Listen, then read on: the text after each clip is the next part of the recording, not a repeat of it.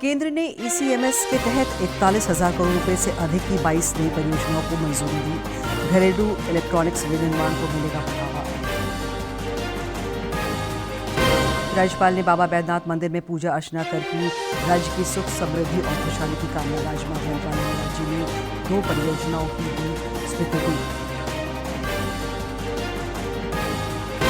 साहिबगंज में भीषण सड़क हादसा, ऑटो और टैंकर की टक्कर में स्कूली बच्चे समेत 3 की मौत, कई गंभीर रूप से घायल। आक्रोशित लोगों ने सामुदायिक स्वास्थ्य केंद्र पर की तोड़फोड़।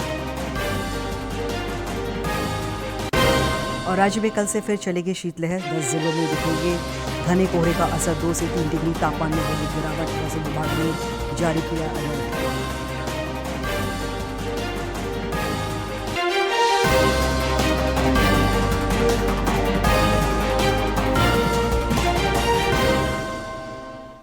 नमस्कार, खबरें झारखंड में आपका स्वागत है। मैं हूं दिव्या और अब समाचार विस्तार से। प्रधानमंत्री नरेंद्र मोदी कल नई दिल्ली के राय पिथौरा सांस्कृतिक परिसर में भगवान बुद्ध से संबंधित पावन पिपरवा अवशेषों की अंतर्राष्ट्रीय प्रदर्शनी का उद्घाटन करेंगे। प्रधानमंत्री ने प्रदर्शनी को लेकर सोशल मीडिया पर एक पोस्ट में कहा कि 3 जनवरी उन लोगों के लिए विशेष है जो इतिहास, संस्कृति और भगवान बुद्ध के आदर्शों के प्रति प्रेम रखते हैं। पिथौरा सांस्कृतिक परिसर में कल भगवान बुद्ध से संबंधित पवित्र पेपर हवा अवशेषों की भव्य अंतर्राष्ट्रीय प्रदर्शनी the light and the lotus relics of the awakened one का उद्घाटन किया जाएगा। इसमें 1 सदी से अधिक समय बाद वापस लाए गए विप्राहवा अवशेषों को दिखाया जाएगा। प्रधानमंत्री मोदी ने इस प्रदर्शनी को लेकर सोशल मीडिया पर अपने एक पोस्ट में कहा कि 3 जनवरी उन लोगों के लिए एक विशेष दिन है जो इतिहास, संस्कृति और भगवान बुद्ध के आदर्शों के प्रति प्रेम रखते हैं। इस अंतर्राष्ट्रीय प्रदर्शनी में नई दिल्ली के राष्ट्रीय संग्रहालय और कोलकाता के भारतीय संग्रहालय के संग्रह में संरक्षित पिपराहवा के प्रामाणिक अवशेष और पुरातात्विक सामग्रियों की भी प्रदर्शनी लगाई जाएगी।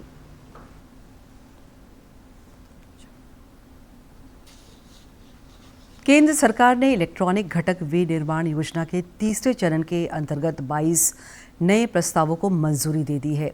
इसमें लगभग 41,863 करोड़ रुपए के निवेश का अनुमान है। इलेक्ट्रॉनिकी और सूचना प्रौद्योगिकी मंत्री अश्विनी वैष्णव ने कहा कि प्रमुख सुधारों को लागू करना और कार्यान्वयन में तेजी लाना मोदी सरकार की पहचान है। देश में इलेक्ट्रॉनिक्स विनिर्माण को बड़ी मजबूती देते हुए इलेक्ट्रॉनिक्स और सूचना प्रौद्योगिकी मंत्रालय ने इलेक्ट्रॉनिक्स कंपोनेंट्स मैन्युफैक्चरिंग स्कीम के तहत 22 नए प्रस्तावों को मंजूरी दी है। इससे पहले स्वीकृत 24 परियोजनाओं के बाद ये एक और बड़ा कदम है। इस दौरान केंद्रीय मंत्री अश्विनी वैष्णव ने इस बात पर खुशी भी जाहिर की कि अब पीसीबी, कैपेसिटर, कनेक्टर, एनक्लोजर और लिथियम आयन सेल जैसे प्रमुख कंपोनेंट्स का निर्माण भारत में ही हो रहा है। Today I am so happy to know that the anode material inside this cell will now be manufactured in India. This is the anode material. So this anode material will also now be made in India. That's a very, very heartening thing. PCB के हम global hub बन रहे हैं, साथ ही साथ PCB में use होने वाला copper cladding वो भी अब इंडिया में बनेगा। That is another way of understanding कैसे हमारी supply chain deepen हो रही है।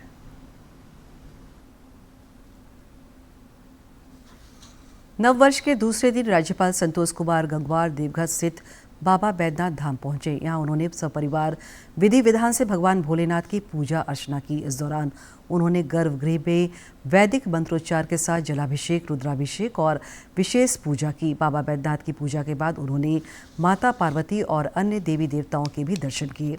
उन्होंने कहा कि भारत अब विश्व की 4थी अर्थव्यवस्था बन गया है। उन्होंने राज्यवासियों की कुशलता की कामना की। पूरे प्रदेश और देशवासियों को बहुत बहुत शुभकामनाएं और हम उम्मीद करते हैं कि वर्तमान समय देश के लिए बहुत अच्छा रहेगा और आदरणीय मोदी जी के नेतृत्व में देश दुनिया में प्रगति करेगा। और जैसे अभी अर्थव्यवस्था में हम 4थे नंबर पर हैं, हम और आगे बढ़ने का काम करेंगे। तो मैं आपके माध्यम से एक बार फिर से सभी देशवासियों और ख़ासतौर से झारखंड प्रदेश के सभी लोगों के लिए अब हमारा प्रदेश अच्छी तरक्की करेगा, प्रगति करेगा और देश में अच्छा स्थान पाएगा। बहुत बहुत शुभकामनाएं। राज्यपाल संतोष कुमार गंगवार देवघर जाने के दौरान गिरिडीह के नए परिसदन भवन में कुछ समय के लिए रुके। इस दौरान प्रशासन की ओर से उन्हें गार्ड ऑफ ऑनर दिया गया। राज्यपाल के स्वागत के लिए गिरिडीह उपायुक्त रामनिवास यादव, पुलिस अधीक्षक डॉक्टर विमल कुमार और सरिया अनुमंडल पदाधिकारी संतोष गुप्ता सहित कई प्रशासनिक अधिकारी उपस्थित रहे। इस दौरान सुरक्षा के पुख्ता इंतजाम किए गए थे।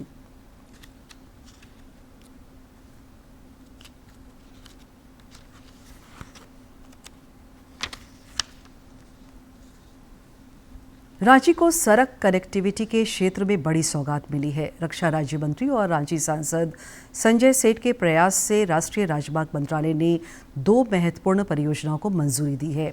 NH-33 पर रामपुर चौक के पास ओवरब्रिज और इरबा के विकासपुर चौक के सभी भूमिगत टनल का निर्माण किया जाएगा। इन परियोजनाओं से ट्रैफिक जाम की समस्या दूर होगी और दुर्घटनाओं की आशंका कम होगी। दोनों स्थानों पर भारी वाहन दबाव को देखते हुए यह लंबे समय से जरूरी मांग थी। टेंडर प्रक्रिया पूरी हो चुकी है और जल्द ही निर्माण कार्य शुरू होने की संभावना है। श्री सेठ ने दोनों परियोजनाओं की स्वीकृति के लिए प्रधानमंत्री नरेंद्र मोदी और केंद्रीय राजमार्ग मंत्री नितिन गडकरी का आभार जताया है।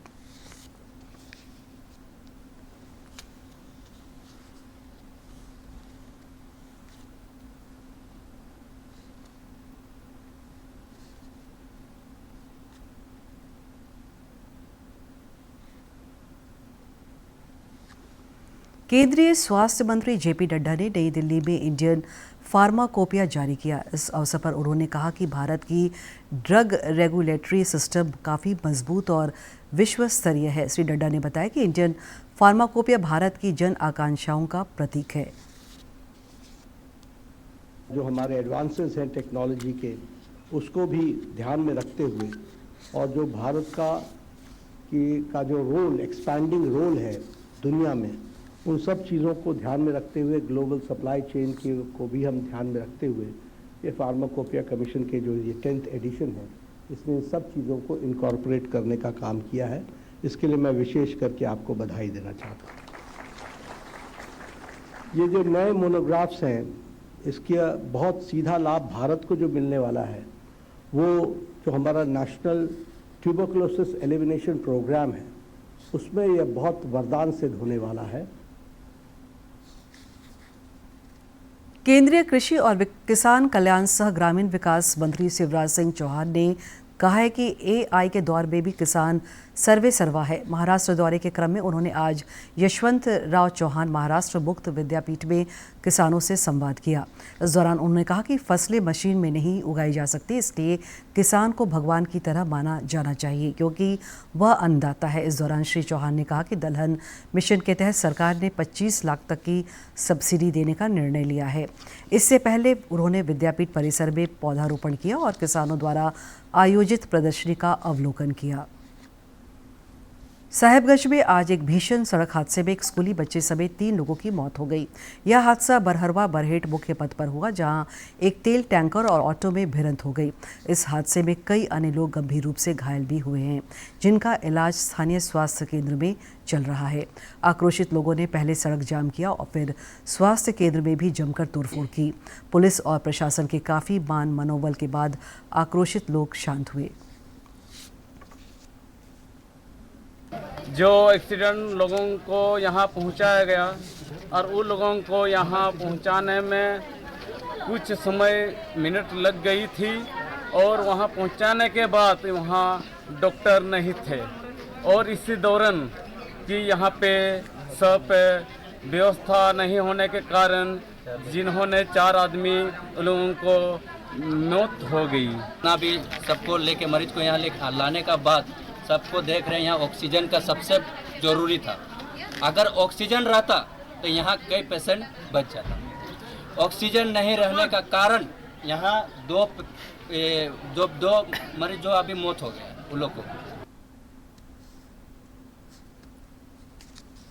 हजारीबाग पुलिस ने एस्कॉर्ट सर्विस के नाम पर साइबर ठगी और ब्लैकमेलिंग करने वाले गिरोह का पर्दाफाश किया है। पुलिस ने विष्णुगढ़ थाना क्षेत्र से 6 साइबर अपराधियों को गिरफ्तार किया है। इनके पास से एक car, 12 mobile phone, 23 SIM card और 10 डेबिट कार्ड समेत कई सामान बरामद किए गए हैं। रांची में उपायुक्त मंजूनाथ भजंत्री ने जन्म मृत्यु निबंधन से जुड़े पदाधिकारियों के जिला स्तरीय प्रशिक्षण कार्यक्रम का शुभारंभ किया। उन्होंने कहा कि समय पर और सटीक निबंधन नागरिकों के मूल अधिकारों के लिए अत्यंत आवश्यक है और इसमें किसी भी प्रकार की लापरवाही बर्दाश्त नहीं की जाएगी। प्रशिक्षण में CRS पोर्टल के उपयोग, दस्तावेज सत्यापन और त्रुटि सुधार पर विशेष जोर दिया गया। उपायुक्त ने 21 दिनों के भीतर जन्म मृत्यु निबंधन सुनिश्चित करने का निर्देश दिया। कार्यक्रम में जिला एवं प्रखंड स्तर के सभी संबंधित पदाधिकारी उपस्थित रहे। केंद्रीय रक्षा राज्य मंत्री संजय सेठ ने आज रांची में सांसद मद से करीब 24 लाख रुपए की लागत से बनने वाली योजनाओं का शिलान्यास किया। उन्होंने रांची नगर निगम क्षेत्र के वार्ड नंबर 10 में सुंदर विहार और शिव शक्ति नगर को जोड़ने वाले पथ के कलवर्ट निर्माण की आधारशिला रखी। साथ ही उन्होंने वार्ड नंबर 6 में PCC पथ का भी शिलान्यास किया। श्री सेठ ने नगरी प्रखंड के साहिर पंचायत में सांस्कृतिक मंच की भी बुनियाद रखी। इस दौरान उन्होंने निर्माण स्थल का भी निरीक्षण किया। मौके पर बड़ी संख्या में स्थानीय लोग मौजूद रहे। केंद्रीय कैबिनेट सचिव TV सोमनाथन ने 25 मार्च 2015 को लॉन्च किए गए प्रगति कार्यक्रम को लेकर प्रेस वार्ता की। इस दौरान उन्होंने कहा कि प्रधानमंत्री नरेंद्र मोदी ने इस कार्यक्रम का शुभारंभ किया था। इसका उद्देश्य सक्रिय शासन और समय पर क्रियान्वयन सुनिश्चित करना है। प्रेस वार्ता के दौरान उन्होंने विभिन्न क्षेत्रों में हुए विकास कार्यों और बुनियादी संरचनाओं के ढांचागत विकास के विविध आयामों की जानकारी दी। Many of the things which they assume in the detailed project report are not actually implementable, because on the way you encounter something which was not envisaged in the detailed project report. So lesson number 1 is improved quality of DPRs, which I think all the ministries have worked on. Much more detailing at the time of project planning leads to much faster execution. A second corollary of this very important development is the PM Gati Shakti portal. मुख्यमंत्री हेमंत सोरेन से आज कई नेताओं ने मिलकर उन्हें नववर्ष की बधाई और शुभकामनाएं दी। राज्य की कृषि, पशुपालन एवं सहकारिता मंत्री शिल्पी नेहा तिर्की ने मुख्यमंत्री से मुलाकात कर उन्हें नववर्ष की बधाई दी। मुख्यमंत्री से आज पूर्णिया के सांसद पप्पू यादव और हरियाणा कुरुक्षेत्र से सांसद नवीन जिंदल ने भी मुलाकात की और उन्हें नववर्ष की शुभकामनाएं दी। मौके पर मुख्यमंत्री ने भी सभी को नववर्ष के आगमन पर अपनी ओर से हार्दिक बधाई दी। मुंबई हाईकोर्ट के न्यायाधीश जस्टिस MS सोनक को झारखंड हाईकोर्ट का चीफ जस्टिस नियुक्त किए जाने की अधिसूचना जारी कर दी गई है। केंद्रीय कानून मंत्रालय ने राष्ट्रपति की सहमति के बाद जस्टिस MS सोनक को झारखंड हाईकोर्ट का नया चीफ जस्टिस नियुक्त करने की अधिसूचना जारी की है। झारखंड हाईकोर्ट के वर्तमान चीफ जस्टिस त्रिलोक सिंह चौहान 8 जनवरी को सेवानिवृत्त हो रहे हैं। रांची से रवाना हुई वीर बिरसा मुंडा साइक्लोथॉन की टीम ने औरंगाबाद में विश्राम के बाद छठे दिन नई ऊर्जा और उत्साह के साथ अपनी यात्रा पुनः शुरू की। MLC दिलीप सिंह ने NCC अधिकारियों और कैडेट्स की मौजूदगी में साइक्लोथॉन को औपचारिक रूप से रवाना किया। विश्राम दिवस के दौरान योग एवं वेलनेस सत्र और ऐतिहासिक देव सूर्य मंदिर के दर्शन कर दल ने सांस्कृतिक और आध्यात्मिक ऊर्जा प्राप्त की। इसके बाद साइक्लोथॉन दल ने लगभग 60 किलोमीटर की यात्रा कर सासाराम की ओर प्रस्थान किया और मार्ग में मां तारा चंडी मंदिर में श्रद्धांजलि अर्पित की। सासाराम पहुंचने पर 42 बिहार बटालियन NCC और स्थानीय लोगों ने दल का भव्य स्वागत किया। साइक्लोथॉन 7वें दिन अपनी यात्रा पुनः आरंभ करते हुए आध्यात्मिक एवं सुंदर नगरी वाराणसी की ओर प्रस्थान करेगा। खरीफ विपणन मौसम 2025-26 में धान अधिप्राप्ति के मामले में कोडरमा जिले ने राज्य में दूसरा स्थान हासिल किया है। अब तक जिले में 32 पॉक्सो के माध्यम से 37,804 क्विंटल धान की खरीद की जा चुकी है। इस दौरान 883 किसानों से धान लिया गया, जिसमें से 668 किसानों को 2,450 रुपये प्रति क्विंटल की दर से करीब 7 करोड़ रुपए का भुगतान किया गया है। जिला प्रशासन के अनुसार धान अधिप्राप्ति का कार्य पूरी पारदर्शिता और तय समय सीमा में किया जा रहा है। और अब कुछ खबर राज्य के विभिन्न जिलों से फटाफट अंदाज में।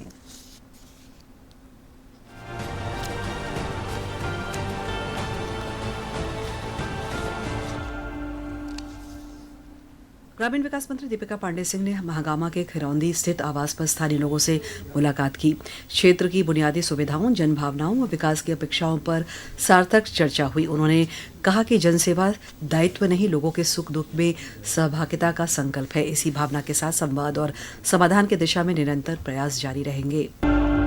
उपायुक्त आदित्य रंजन की अध्यक्षता में धनबाद जिले में गणतंत्र दिवस समारोह की तैयारी को लेकर समाहरणालय के सभागार में आज बैठक आयोजित की गई। इस अवसर पर उपायुक्त ने कहा कि पूर्व की भांति जिला स्तरीय मुख्य समारोह शहीद रणधीर प्रसाद वर्मा स्टेडियम में आयोजित किया जाएगा। इसमें विभिन्न प्लाटूनों द्वारा परेड और विभिन्न विभागों द्वारा आकर्षक झांकी निकाली जाएगी। उपायुक्त ने सभी विभागों को सरकार की कल्याणकारी योजनाओं को झांकी में दर्शाने तथा झांकी में उत्कृष्ट एवं अच्छे संदेश प्रदर्शित करने का निर्देश दिया।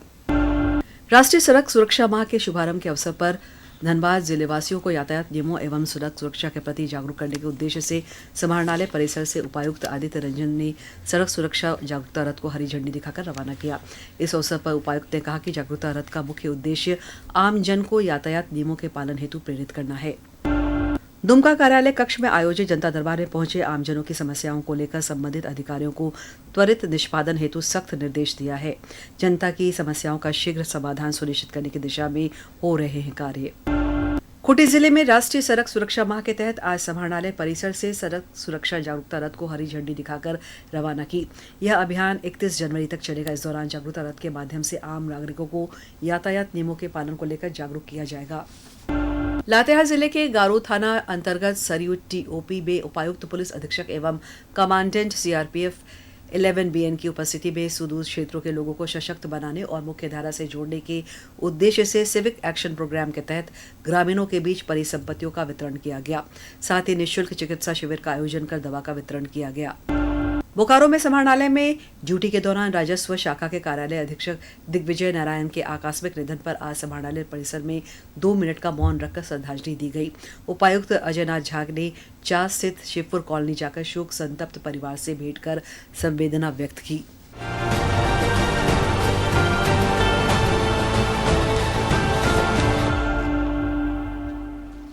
राज्य में कड़ाके की ठंड का प्रकोप जारी है। मौसम विभाग के अनुसार कल से रांची सहित राज्य के कई हिस्सों में फिर से शीतलहर चलने की संभावना है। इस दौरान न्यूनतम तापमान में 2 से 3 डिग्री सेल्सियस तक गिरावट आ सकती है। इससे कनकनी बढ़ने का अलर्ट जारी किया गया है। मौसम विज्ञान केंद्र ने राज्य के 10 जिलों में घने कोहरे की भी आशंका जताई है। केंद्र ने ठंड और कोहरे को लेकर एडवाइजरी के साथ अलर्ट भी जारी किया है।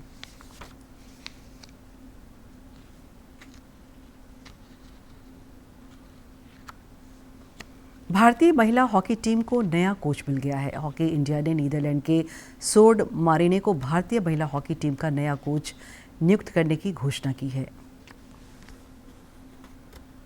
महिला हॉकी टीम को नया मुख्य कोच मिल गया है। हॉकी इंडिया ने नीदरलैंड्स के शॉर्ट मारिन को भारतीय महिला हॉकी टीम का मुख्य कोच नियुक्त करने की घोषणा की। डच कोच मारिन दूसरी बार भारतीय टीम के मुख्य कोच बने हैं। इससे पहले उनके कार्यकाल के दौरान टोक्यो ओलंपिक में भारतीय महिला टीम ने ऐतिहासिक प्रदर्शन करते हुए चौथा स्थान हासिल किया था। मारिन के सहायक के रूप में मैटियास विला को नियुक्त किया गया है। 2017 से 2021 के बीच शॉर्ट मारिन के कार्यकाल में भारतीय महिला टीम की विश्व रैंकिंग में उल्लेखनीय सुधार हुआ था और टीम शीर्ष 10 में पहुंचने में सफल रही थी। मुख्य कोच के रूप में मारिन की पहली बड़ी चुनौती 8 से 14 मार्च 2026 तक तेलंगाना के हैदराबाद में होने वाले FIH महिला हॉकी विश्व कप क्वालिफायर्स होंगे। मारिन 14 जनवरी को भारत पहुंचेंगे, जबकि राष्ट्रीय कोचिंग शिविर 19 जनवरी से बेंगलुरु स्थित साई केंद्र में शुरू होगा। स्वस्थ शरीर के लिए पोषक तत्वों का सेवन करना बेहद ज़रूरी है। शिशुओं के लिए जन्म से 1000 दिन पोषक आहार दिया जाना ज़रूरी है ताकि वे जीवन की सीढ़ियां मजबूती से चढ़ सकें।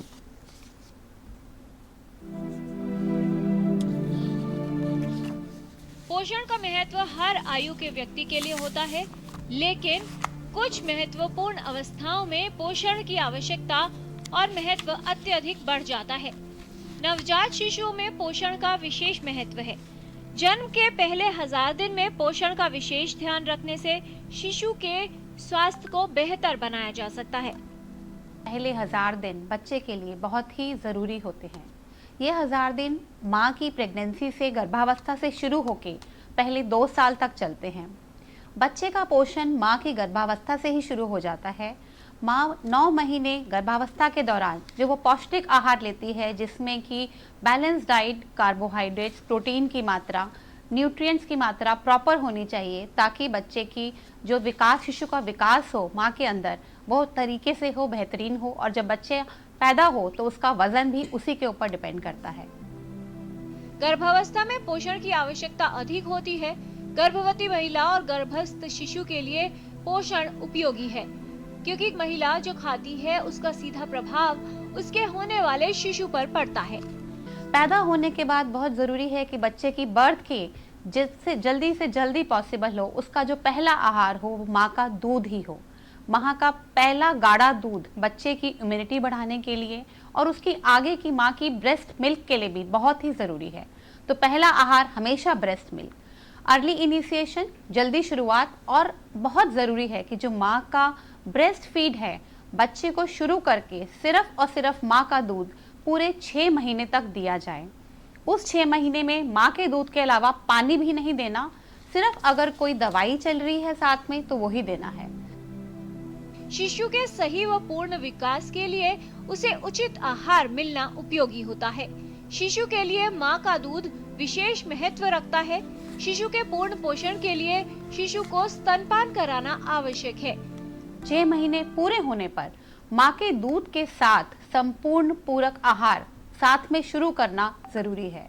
ये पूरक आहार बच्चे की ग्रोथ के लिए, उसकी ब्रेन की ग्रोथ के लिए बहुत ही जरूरी है। 2 साल तक बच्चे का ब्रेन बहुत ही तेजी से गिरता है, उसका शरीर जो है उसका विकास और मानसिक विकास दोनों ही बहुत तेजी से होते हैं। तो वैरायटी ऑफ फूड यूज करके 2 से 3 चम्मच से शुरू करके दिन में 3 बार तरल पदार्थ से सेमी सॉलिड चीज यूज करके माँ बच्चे को रिस्पॉन्सिव फीडिंग करनी है। 6 महीने की आयु से संपूरक आहार देने से शिशु में कुपोषण से बचाव होता है और शिशु का स्वास्थ्य व विकास बेहतर होता है। सही पोषण से शिशु के लिए स्वस्थ जीवन सुनिश्चित किया जा सकता है। किरण भारद्वाज, डीडी न्यूज। दूरदर्शन झारखंड पल पल की खबरों से जुड़े रहने के लिए आप हमारे social media platform x, Facebook, Instagram और यूट्यूब से जुड़ सकते हैं, क्योंकि खबरों से जितना बाखबर रहना ज़रूरी है उससे ज़्यादा ज़रूरी है सटीक, संतुलित और निष्पक्ष समाचार। हमारा एक्स हैंडल है @DD news Jharkhand, Facebook page है DD न्यूज़ झारखंड और इंस्टाग्राम अकाउंट है DD न्यूज़ झारखंड। आप हमें YouTube channel Jharkhand DD news पर भी देख और सुन सकते हैं।